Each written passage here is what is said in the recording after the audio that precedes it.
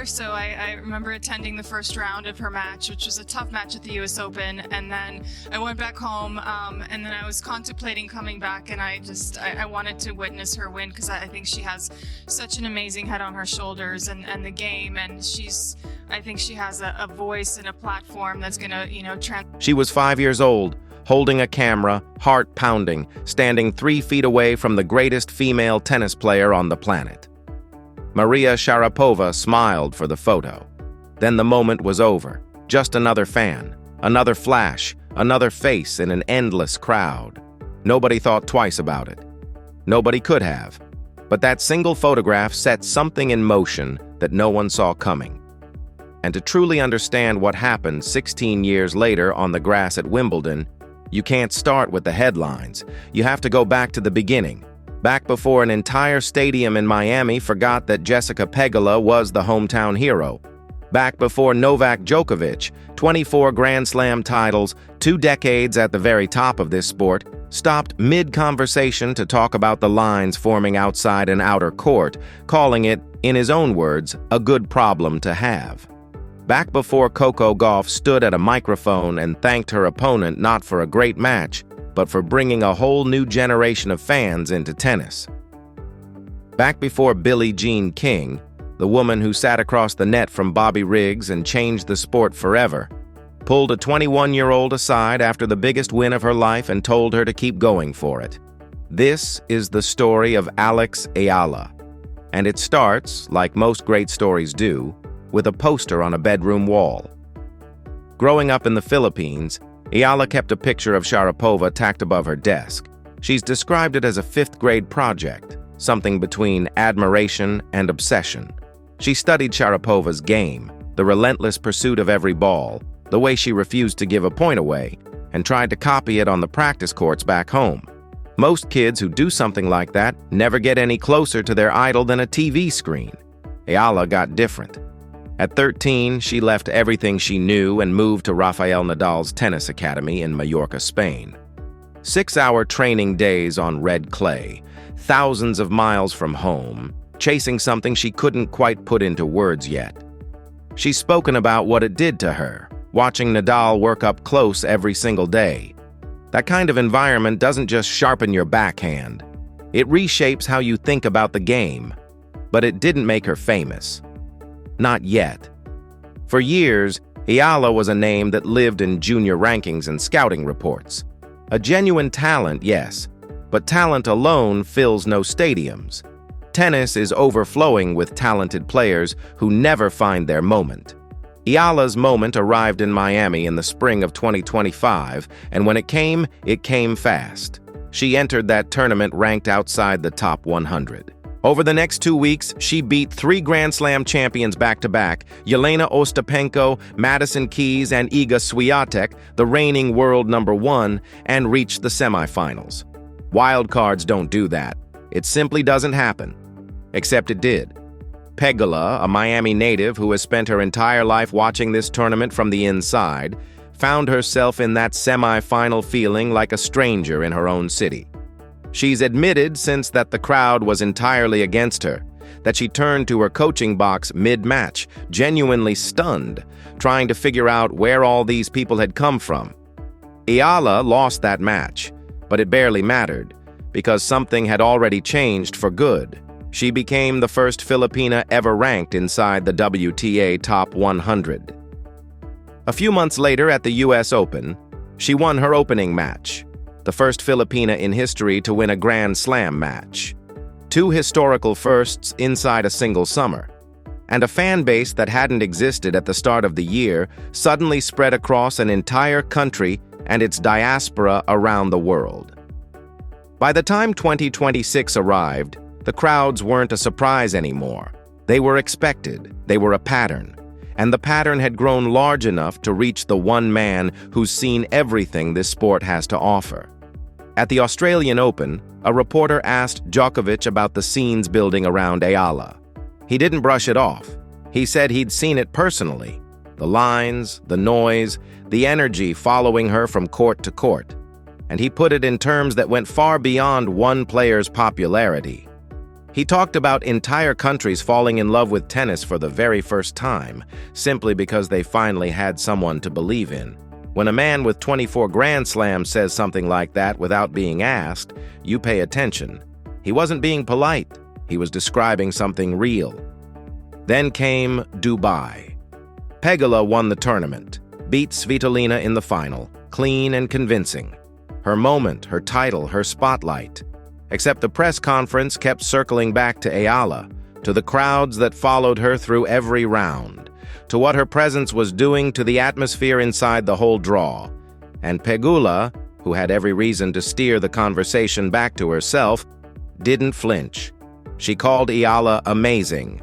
She talked about how this 21-year-old carries the weight of a nation's expectations with a maturity and grace that most veterans twice her age haven't figured out.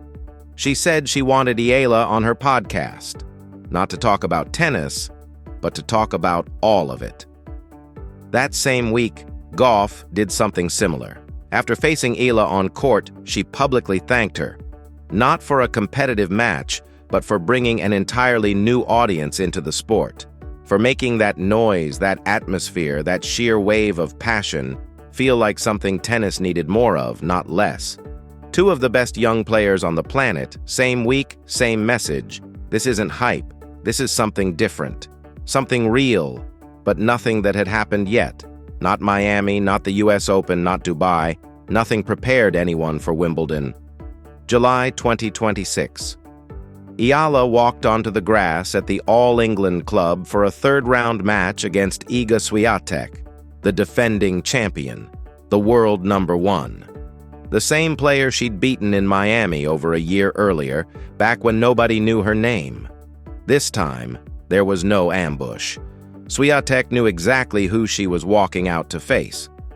She'd had a year to prepare for this. It didn't matter. Eala took the first set in a tiebreak that stretched to 9 points, then ran away with the second 6-2. She knocked out the defending Wimbledon champion in straight sets and became the first Filipino player in the Open era, man or woman, to reach the round of 16 at Wimbledon. And then the story folded back on itself in a way nobody could have written. Within hours, Maria Sharapova posted her reaction. 5-time Grand Slam champion, former world #1, the woman who won Wimbledon herself at 17. The woman on the poster, the woman in the photograph. 2 words: what a star.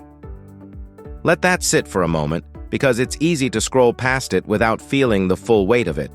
Sharapova has watched thousands of gifted juniors rise and fall over the years.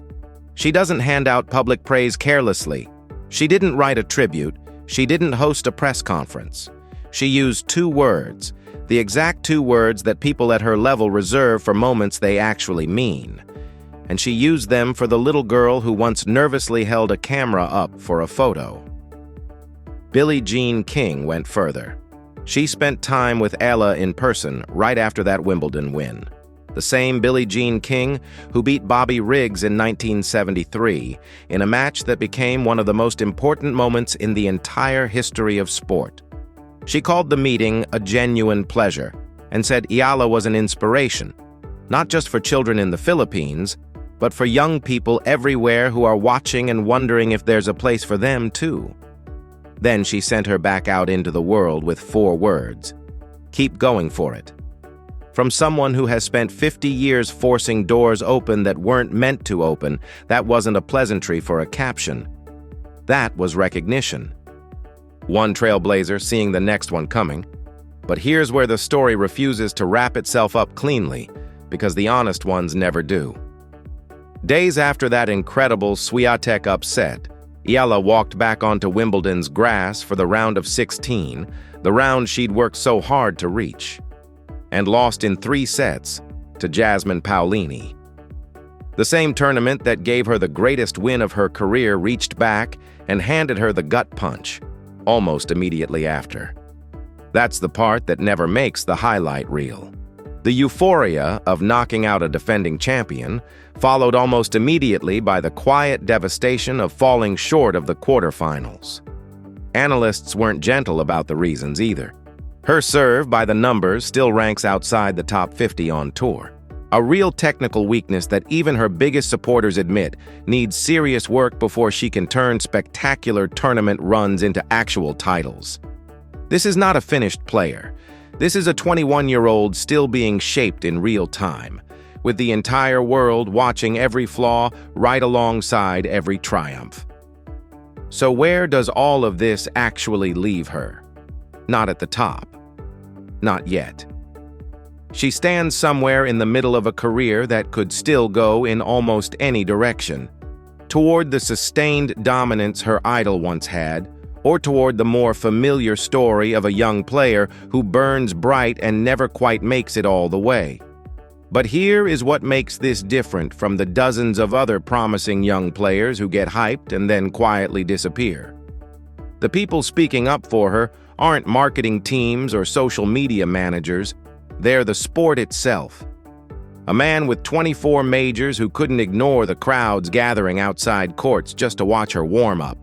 A world number 5 who felt like a visitor in her own city. A Wimbledon champion who said out loud that Eala changed who shows up to watch tennis. And a 5-time Grand Slam winner whose poster spent years on a bedroom wall in Manila, now publicly calling the kid who once nervously asked for a photo an actual star. That last detail is the one that doesn't belong in a press release. It belongs in something else entirely. A story that started with a little girl and a camera 16 years ago, in a moment nobody thought twice about. And ended, at least for now, with 2 words that meant everything. Whether she ever holds a Grand Slam trophy is still unwritten. But what is already in the record, already confirmed, already impossible to take back, is this. In 14 months, Alex Eala went from being a name outside the world's top 100 to a player that the greatest names of 2 generations felt the need to talk about, in their own words, without being asked. That part isn't a story being built. That part already happened.